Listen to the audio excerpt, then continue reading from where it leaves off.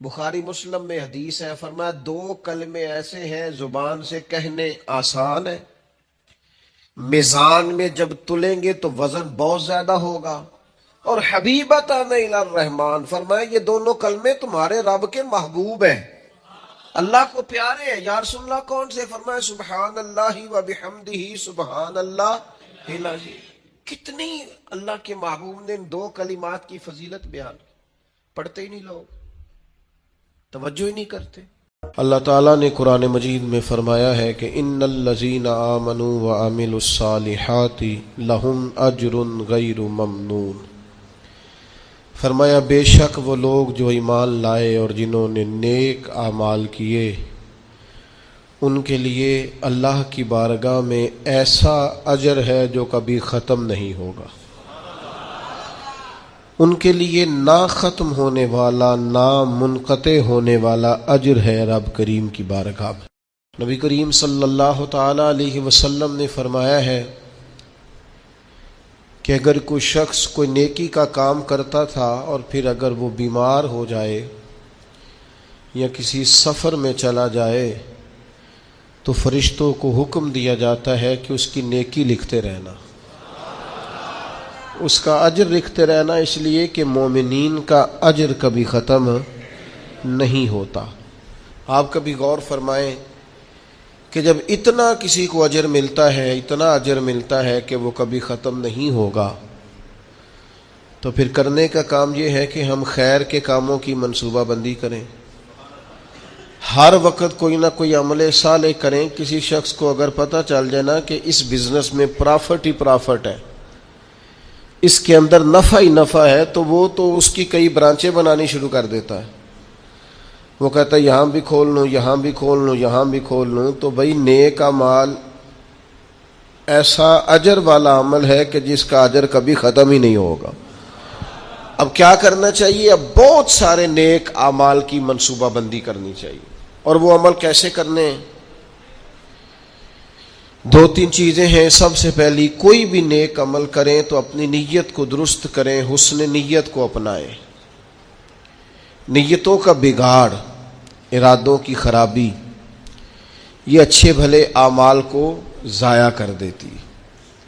جب ہماری طبیعت اس طرح کی ہو کہ ہم اچھی نیتوں کے ساتھ آگے بڑھیں، خیر کے ارادوں کے ساتھ آگے بڑھیں، ہم اس دین کے ماننے والے ہیں جس پر قیامت والے دن ان اعمال کا بھی اجر ملے گا جو کیے ہی نہیں ہوں گے۔ تو پوچھا جائے گا مالک یہ تو عمل کیا ہی نہیں، تو فرمائے اس کا ارادہ تو کیا تھا نا، نیت تو تھی نا، تم خالص تو تھے نا، موقع نہ بن سکا، تمہارے لیے اسباب نہ ہو سکے، لیکن اجر تو ملا۔ اور امام غزالی فرماتے ہیں کچھ اعمال لے کر فرشتے اللہ کے حضور حاضر ہوں گے، رب کریم فرمائے گا واپس لے جاؤ ان اعمال کو، میرے لیے نہیں کیے، یہ تو کسی اور کو دکھانے کے لیے کیے۔ حسن نیت، اچھا ارادہ، پروگرام اس طرح کا جس میں اللہ کی رضا شامل ہو۔ آپ جب تک نیت کا وضو نہیں کرتے، ارادوں میں اخلاص پیدا نہیں کرتے، اور ہم لوگ جب تک اپنے معاملات میں آگے جانے کے لیے محض اللہ کی رضا کو پیش نظر نہیں رکھتے، اتنی دیر تک عمل بیکار ہے۔ اس لیے کہ نبی پاک صلی اللہ تعالی علیہ وسلم نے فرمایا رب نہ تمہارے مالوں کو دیکھتا ہے نہ تمہارے چہروں کو دیکھتا ہے، وہ تو تمہارے دلوں کو دیکھتا ہے۔ تو سب سے پہلے تو باطنی طور پر یہ بہت سارے لوگ ایسے ہیں زندگی میں آگے جانا چاہتے ہیں، بڑھنا چاہتے ہیں، لیکن ان کے ساتھ حسن نیت کا ساتھ نہیں، ارادوں میں خلوص نہیں، وہ جو منصوبہ بندی بنا رہے ہیں اس کے اندر اللہ کی رضا شامل نہیں۔ تو مجھے بتائیے جب اللہ کی رضا ہی شامل نہیں ہوگی تو اللہ کی مدد کیسے شامل ہوگی؟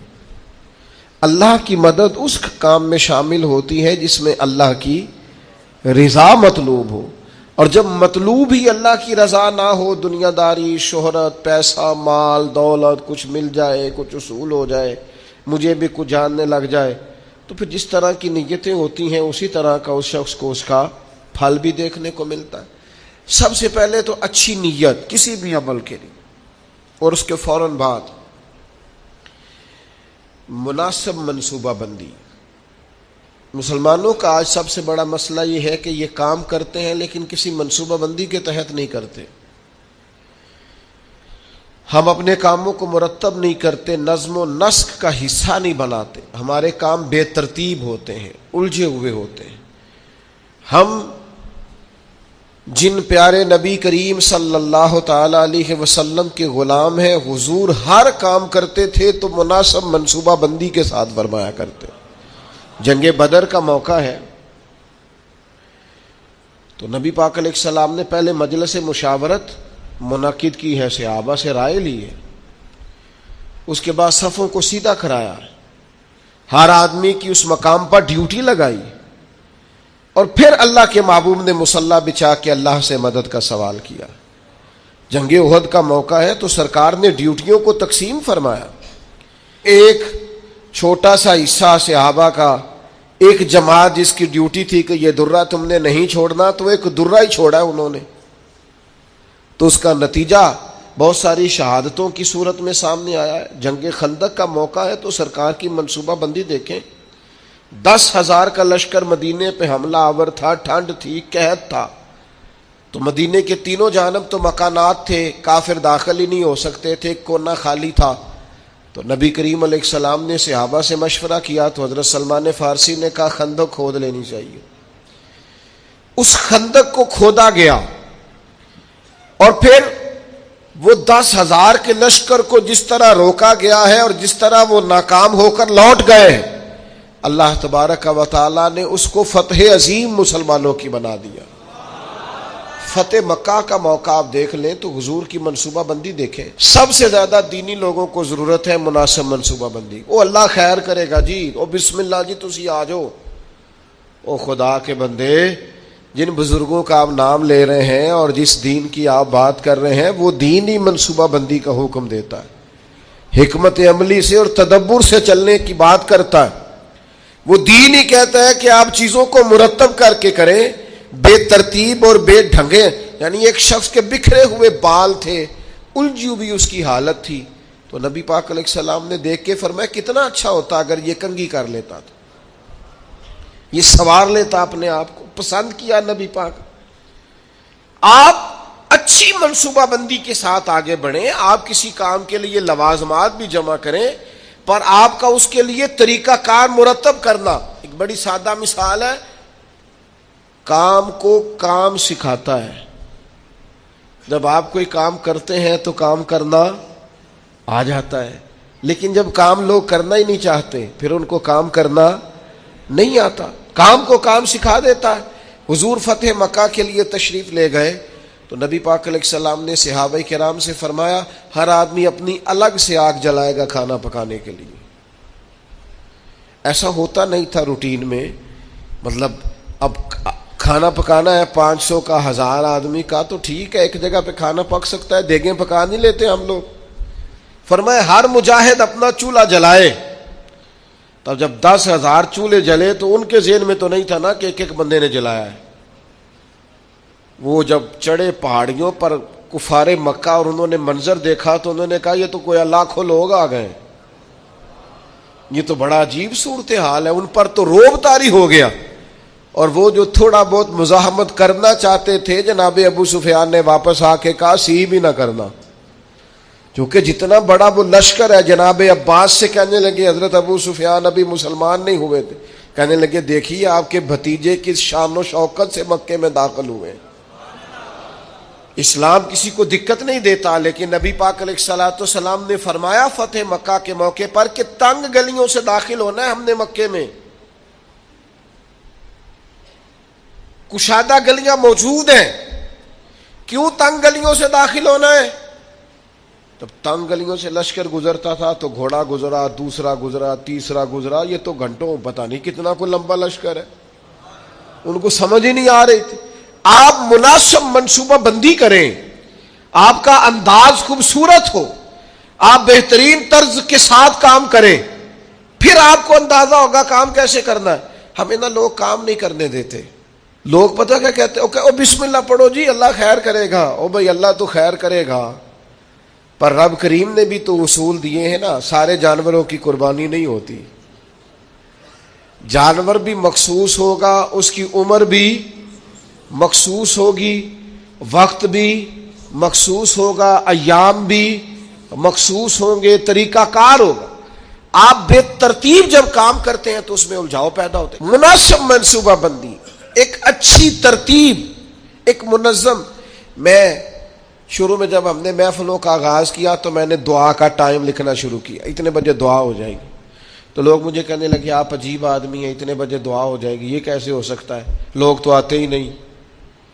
صرف 2 دفعہ ایسا ہوا ہے، زیادہ نہیں، کہ دعا کے بعد لوگ آئے اور انہوں نے کہا محفل ختم بھی ہو گئی۔ 2 دفعہ، پھر ان کو پتہ چل گیا کہ یہ واقعی ختم کر دیتے ہیں، پھر ٹائم پہ آنے لگ گئے۔ کوئی لمبی محنت نہیں کرنی پڑی، کوئی ہمیں زیادہ نہیں وہ کرنا، کچھ بھی نہیں، کوئی ہمیں زیادہ اس میں دشواری نہیں ہوئی۔ آپ نظم بنائیں، نظم۔ میں جن محافل میں شرکت کرتا ہوں دوستوں کو پتا ہے یہ ٹائم پہ آتا ہے، اور وہ تیار ہوتے ہیں، لوگ بھی ذہنی طور پر تیار ہوتے ہیں۔ آپ منصوبہ بندی بنائیں کسی چیز کی، آپ اس منصوبے کے مطابق چلیں، چیزیں ٹھیک ہو جاتی ہیں۔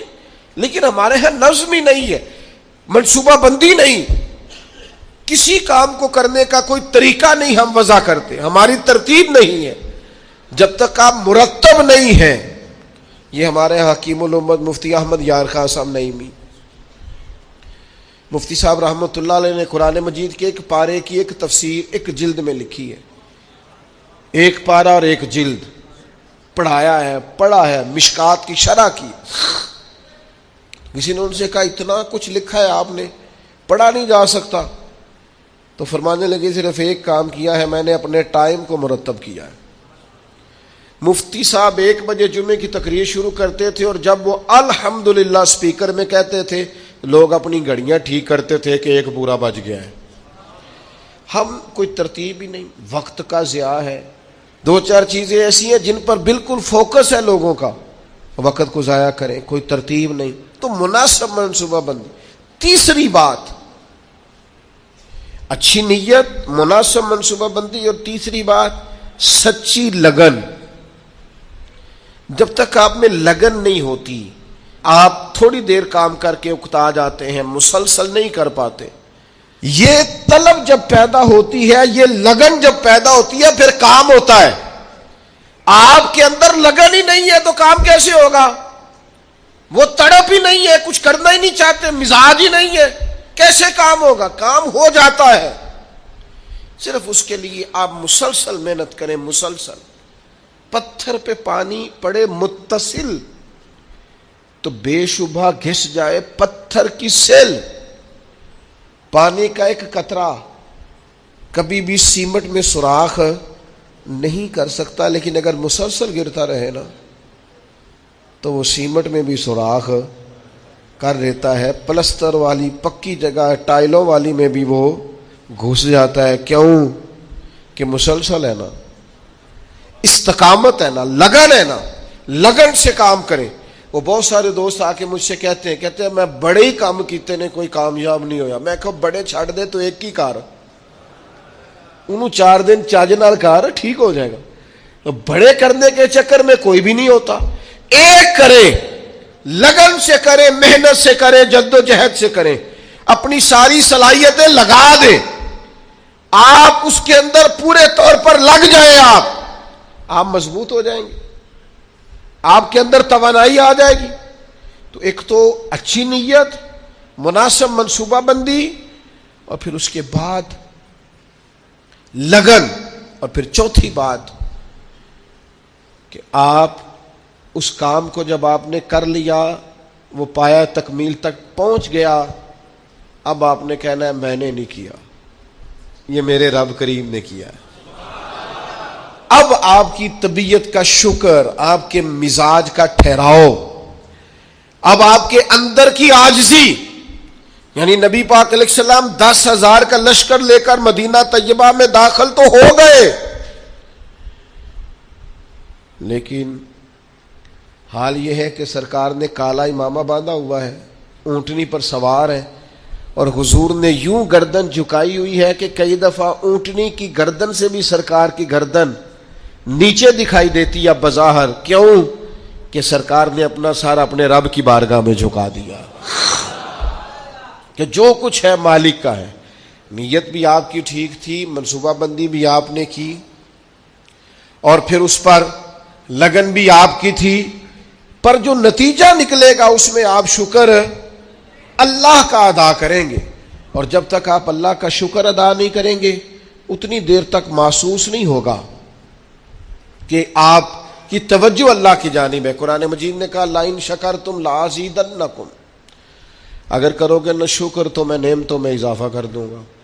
وَلَئِن كَفَرْتُمْ إِنَّ عَذَابِي لَشَدِيدٌ, اور اگر کفران نعمت کرو گے تو پھر میرا عذاب بھی بڑا سخت ہے. شکر کا مزاج ہو. حضور علیہ السلام نے فرمایا قیامت والے دن کہا جائے گا وہ حمد کرنے والے کہاں ہیں؟ تو کہا 70,000 بندہ کھڑا ہوگا تو رب فرمائے گا ان سے حساب نہیں لینا, انہیں بغیر حساب کتاب جنت میں بھیجنا ہے. مالک یہ حمد کرنے والے کون ہیں؟ فرمایا یہ وہ ہیں جو ہر حال میں اپنے رب کا شکر ہی ادا کرتے. طبیعت پھر شکر والی ہو, مزاج اپنے رب کے حضور جھکنے والا ہو, یعنی نعمت ملنے پر یہ خیال نہ ہو کہ جناب یہ میری محنت کا نتیجہ ہے, آخر میں انسان کہے یہ میرے رب نے فضل کیا ہے اور مجھے عطا فرمایا ہے. حضرت نعمان بن بشیر رضی اللہ تعالیٰ عنہ بیان کرتے ہیں کہ نبی پاک علیہ السلام نے فرمایا نعمت کا اظہار کرنا شکر ہے اور نعمت کو بیان نہ کرنا یہ ناشکری ہے.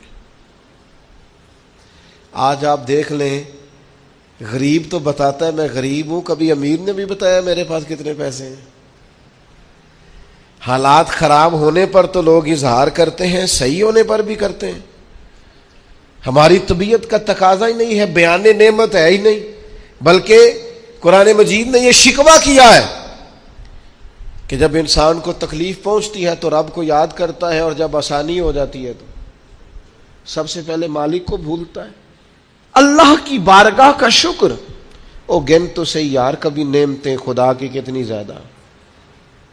ہر وقت تیری طبیعت جھکی رہے گی اپنے مالک کی بارگاہ. اور پھر یہ جو شکریہ ہے نا یہ فطرت ہے, فطرت. جب آپ شکر گزار ہوتے ہیں تو اس کا مطلب ہے آپ فطرتاً ایک خوبصورت انسان ہے. آپ نے کبھی جانور دیکھا ہے وہ بھی شکر ادا کرتا ہے؟ کاٹنے والا جانور بھی ہو تو وہ اپنے مالک کو نہیں کاٹتا. کیوں؟ کہ وہ کہتا ہے یہ مجھے چارہ کھلاتا ہے, یہ مجھے پانی پلاتا ہے, یہ دھوپ چھاؤں میں میرا خیال رکھتا ہے. یعنی آپ کا پالتو جانور کاٹنے والا بھی ہو اور آپ اس کا زخم بھی صاف کر رہے ہو تو وہ آپ کو کاٹتا, یعنی جانور بھی کہتا ہے کہ یہ میرا محسن ہے اور وہ محسن کا شکریہ ادا کرتا ہے. شکریہ ادا کرنا تو فطرت ہے. نبی پاک علیہ السلام نے فرمایا جس نے لوگوں کا شکریہ ادا نہیں کیا اس نے اللہ کا بھی کوئی نہیں کرنا. مزاج تشکر والا رکھنا, یعنی قرآن مجید نے کہا, رب فرماتا ہے میرا بھی شکر ادا کرو اور اپنے والدین کا بھی شکریہ ادا کرو.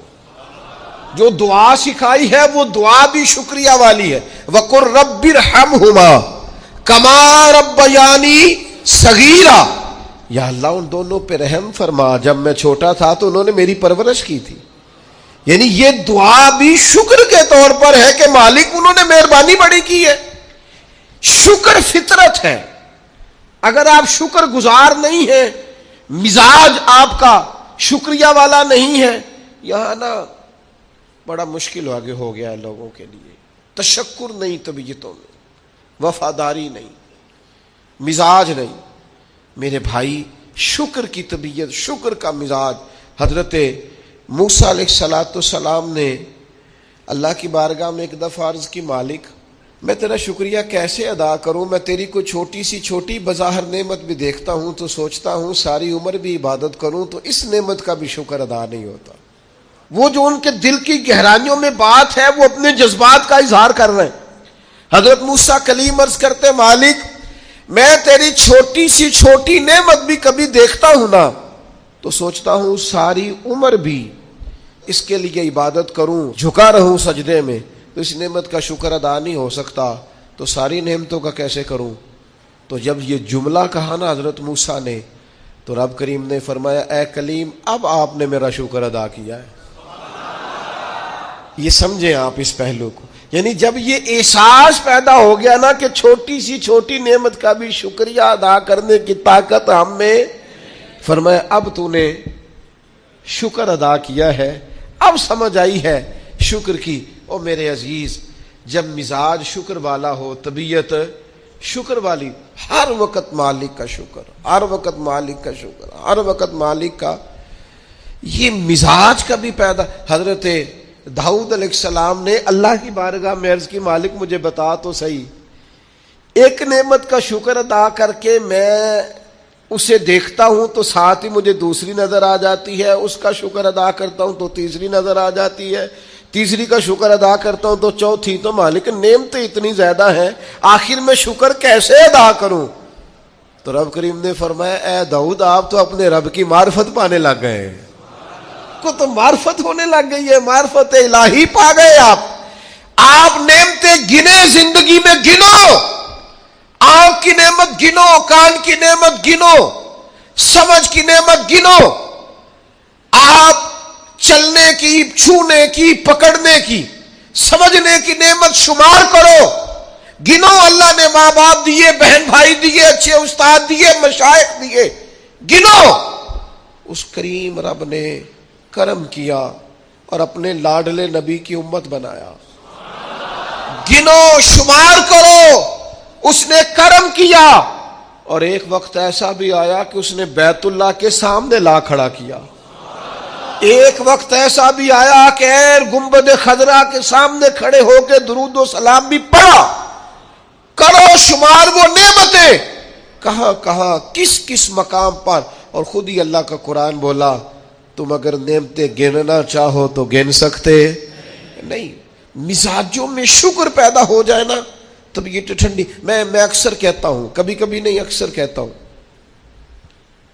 میں کہا کرتا ہوں خدا جانے بلندی ہے کہ پستی, پر جہاں میں ہوں وہاں کوئی نہیں ہے.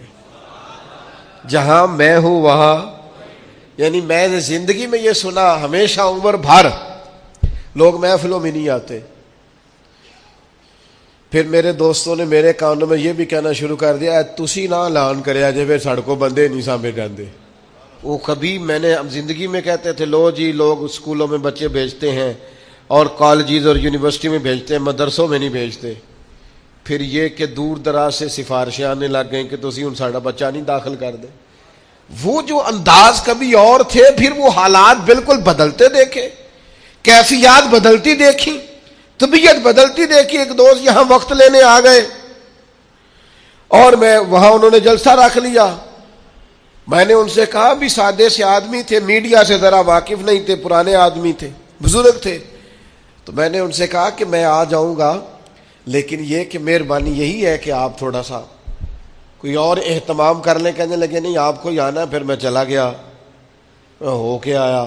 سارے لوگوں نے زندگی بھر کا ہے دوبارہ کدو ٹائم دیا گے. انہیں آخیا تمہیں اگوں نہیں بلانا. میں کیوں دی کی وجہ ہے؟ انہیں کہہ دی تے مسیت دے چھڑن لگے سن بندے, ساڑی پرانی مسیت ساریاں چھتاں پر گئیاں. تو بھئی ہمارے بس کی بات نہیں ہے. خدا جانے بلندی ہے کہ پستی, پر جہاں میں ہوں وہاں کوئی نہیں. آپ مزاج شکر والا پیدا کریں, طبیعت شکر والی. میں نے زندگی میں صرف ایک ہی چیز محسوس کی ہے کہ یار جتنی نعمتیں ہم ان کا شکر ادا کرنے کی طاقت ہی نہیں رکھتے. مزید کا سوال تو تب کرے نا کس منہ سے مزید مانگے, جو ہے ان کا شکر ہی نہیں ادا ہو پا رہا, شکریہ ہی نہیں ادا کر پاتے. تو پہلی بات تو یہ کہ اچھی نیت اپنائیں, دوسری بات یہ کہ منصوبہ بندی کریں, تیسری بات یہ کہ لگن سے کام کریں, چوتھی بات یہ کہ جب کام ہو جائے تو پھر اپنے رب کا اور خوب ادا کریں, اور خوب ادا کریں, اور اپنے دل کو پورے طور پر تیار کریں اور ذہن سازی کریں اپنی کہ میں نے اپنے مالک کا شکر ادا کرنا ہے. اور اس کے لیے کوشش کریں. آپ دیکھیں ہمارے نبی کریم صلی اللہ تعالی علیہ وآلہ وسلم کا طریقہ مبارکہ حضرت عائشہ صدیقہ فرماتی ہیں, ترمذی میں حدیث ہے, فرماتی ہیں کچھ دیر سرکار میرے بستر میں آرام فرما ہوئے پھر حضور نے نماز کی نیت باندھ لی تو قیام میں بھی سرکار نے آنسو بہائے، رکوع میں بھی آنسو بہائے، سجدوں میں بھی آنسو بہائے۔ تکمیل نماز پر میں نے عرض کی یا رسول اللہ، اللہ آپ کے صدقے اگلے پچھلوں کو معاف کرے، اتنا زیادہ آنسو بہانا؟ تو فرمایا افلا اکون عبدا شکورا، میں رب کا شکر گزار بندہ نہ بنوں؟ یہ شکر کے آنسو ہیں جو رکوع میں بھی ہیں، جو سجدے میں بھی ہیں، جو قیام میں بھی۔ تو میرے بھائی کبھی شکر کے آنسو بھی بہا، کبھی شکر کا رکوع بھی کر، کبھی شکر کا سجدہ بھی کر، کبھی شکر کا قیام بھی کر، کبھی شکر کے نفل بھی پڑھ، اس لیے کہ اللہ تبارک و تعالیٰ نے خاص رحمت کی ہے۔ ہمارے ہاں بے چینیاں اس لیے بڑھتی ہیں کہ جو نعمتیں ہوتی ہیں ان کی قدر نہیں ہوتی، جو نہیں ہوتی ان کی طلب ہوتی۔ تو اسلام کے اندر لا متناہی اجر ہے، لا متناہی، لیکن شرط یہ ہے کہ حسن نیت ہو، مقصد کی لگن ہو، زبردست منصوبہ بندی ہو، پھر اپنے رب کے حضور جھکنے کا مزاج۔